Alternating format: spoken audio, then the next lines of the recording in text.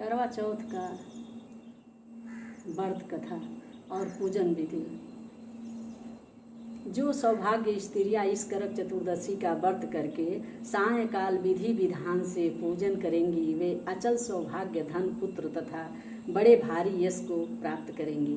करक इस मंत्र को पढ़कर दूध अथवा जल से भरा हुआ कलश लेकर उसमें पंचरत्न डालकर ब्राह्मण को दें और कहें कि हे गणेश जी, इस करवा के दान से मेरे पति बहुत काल तक जीवित रहें, मेरा सौभाग्य बना रहे। सुहागिन स्त्रियों को भी दें और उनसे लें भी। इस प्रकार से सौभाग्य की इच्छा करने वाली स्त्रियां जो भी इस व्रत को करेगी वह सौभाग्य, पुत्र तथा अचल लक्ष्मी को प्राप्त करेगी। करक चतुर्दशी करवा चौथ व्रत कथा। मान्यता कहने लगे कि जिस समय अर्जुन नीलगिरी पर तप के लिए चले गए तो उनके पीछे द्रौपदी खीन होकर चिंता करने लगी। उनके पीछे द्रौपदी खीन होकर चिंता करने लगी। माध्यमता कहते हैं कि जब अर्जुन नीलगिरी पर्वत पर यानी गिरी पर्वत पर तप के लिए चले गए तो पीछे द्रौपदी खीन होकर चिंता करने लगी कि अर्जुन ने बड़ा कठिन कर्म प्रारंभ कर दिया है, किंतु विघ्न डालने वाले शत्रु अनेक हैं। इस प्रकार चिंता करके श्री कृष्ण जी से सब विघ्नों का नाश करने का उपाय पूछने लगी। द्रौपदी ने कहा कि हे स्वर्ग जगत के नाथ, आप मुझे एक ऐसा व्रत बताने की कृपा करें जिसके करने से सभी विघ्न दूर हो जाएं। श्री कृष्ण ने कहा, हे महाभाग्य, श्री पार्वती जी ने भगवान शंकर जी से यही प्रश्न किया था। तब श्री शंकर जी ने पार्वती जी से जो कहा था, हे वाराणहे, वही करके चतुर्दशी नाम का व्रत मैं तुमसे कहता हूँ। तुम ध्यान पूर्वक सुनो, यह सब प्रकार के विघ्नों का नाश करने वाला है। श्री पार्वती जी ने कहा कि भगवान, वह करक चतुर्दशी का व्रत कैसे किया जाता है? वो करक चतुर्दशी का व्रत किया कैसे जाता है, उसका विधान क्या है? क्या पहले भी उस व्रत को किसी ने किया है? शंकर जी बोले, पार्वती, अनेक प्रकार के रत्नों से, सौभाग्यमान चांदी और सोने के भवनों से भरे विधान पुरुषों से सुशोभित लोगों को वश में करने वाली दिव्य स्त्रियों से सौभाग्यमान, जहाँ पर सदैव ही वेद ध्वनि होती है, वैसे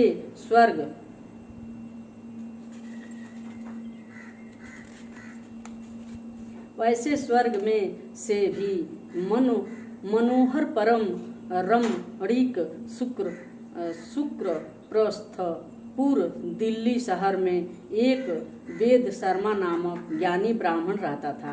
उसकी पत्नी का नाम लीलावती था। उसको महापराक्रमी 7 पुत्र और संपूर्ण लक्षणों से युक्त वीरवती नाम की एक कन्या उत्पन्न हुई। उसकी आंखें नील कमल के समान और मुख चंद्रमा के समान था। उसके विवाह के योग्य समय आ जाने पर वेद शर्मा ने एक वेद शास्त्र के ज्ञाता विद्वान ब्राह्मण के साथ उसका विवाह कर दिया। इसके पश्चात वीरवती ने अपने भाइयों के पत्नियों भौजाई समेत गौरी का व्रत किया। फिर कार्तिक कृष्ण चतुर्दशी के दिन व्रत उपवास कर सायंकाल में स्नान कर सभी ने भक्ति भाव से वट वृक्ष का चित्र बनाकर उसके नीचे शंकर जी, गणेश जी और स्वामी कार्तिकेय के साथ पार्वती जी का चित्र बनाया और ओम नमो शिवाय इस मंत्र से गंध, पुष्प और अक्षत आदि से गौरी का पूजन किया। फिर शिव जी, गणेश जी तथा संडानन का अलग अलग पूजन करती हुई पकवान या छत दीपक से युक्त 10 करवा और गेहूं के पिसान और गुड़ के बनाए हुए पकवान तथा और भी अनेक प्रकार के फला आदि भोज्य पदार्थों को अर्पण करके अर्घ्य देने के लिए चंद्रोदय की प्रतीक्षा करने लगी। यानी चंद्रमा भगवान के परीक्षा करने लगी शाम को, कब चंद्रोदय उगे, चंद्रोदय की परीक्षा करने लगी। इसी बीच बीरवती बाला भूख प्यास की पीड़ा से मूर्छित होकर पृथ्वी पर गिर पड़ी।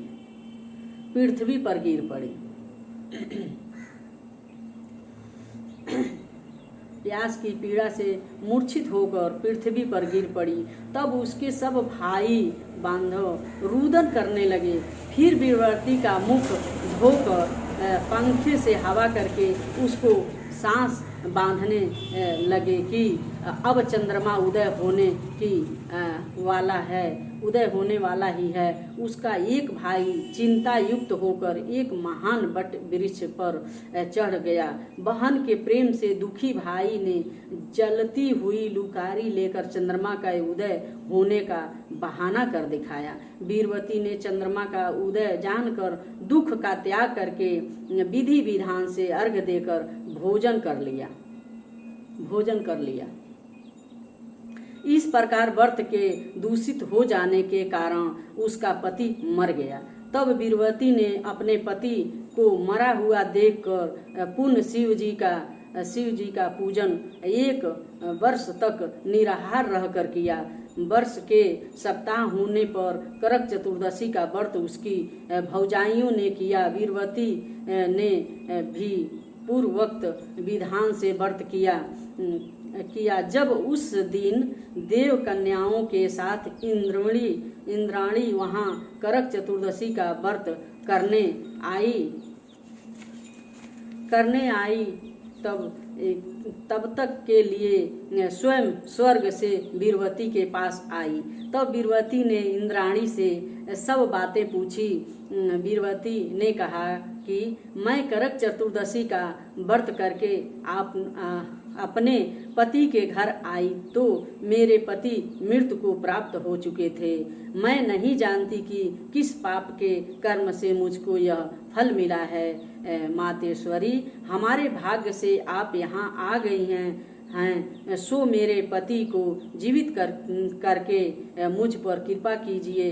इंद्राणी ने कहा कि सुबह गत वर्ष जो तुमने अपने पिता के घर में करक चतुर्दशी का व्रत किया था तो बिना चंद्रमा के उदय हुए ही तुमने अर्घ्य दे दिया था। इसी से व्रत दूषित हो गया और तुम्हारी पति मृत्यु को प्राप्त हो गया। अब तुम यत्न के साथ इस करक चतुर्दशी का व्रत करो। इस व्रत को प्रारंभ से मैं तुम्हारे पति को जीवित कर दूंगी। श्री कृष्ण जी कहने लगे कि हे द्रौपदी, इंद्राणी के वचन सुनकर बीरवती ने विधान पूर्वक उस व्रत को किया। इस प्रकार करके करक चतुर्दशी का व्रत करने से इंद्राणी ने प्रसन्न होकर जल के द्वारा अभिषेचित कर उसके पति को जीवित कर दिया। वे देवता के समान हो गए। इसके पश्चात बीरवती अपने पति के साथ घर आकर आनंद पूर्वक रहने लगी। बीरवती के व्रत के प्रभाव से उसका पति धन धान पुत्र तथा आयु को प्राप्त हुआ। इसलिए तुम भी इस व्रत को रत्न पूर्वक करो। सूत जी कहने लगे कि हे ऋषियों, इस प्रकार श्री कृष्ण जी के वचनों को सुनकर द्रौपदी ने इस करवा चौथ व्रत को किया, जिसके प्रभाव से संग्राम और करों पर विजय प्राप्त करके अतुलनीय राज को प्राप्त किया, जिससे उनका सब दुख जाता रहा। गणेश इति श्री बावन पुराण तम करक चतुर्दशी करवा चौथ व्रत कथा समाप्त।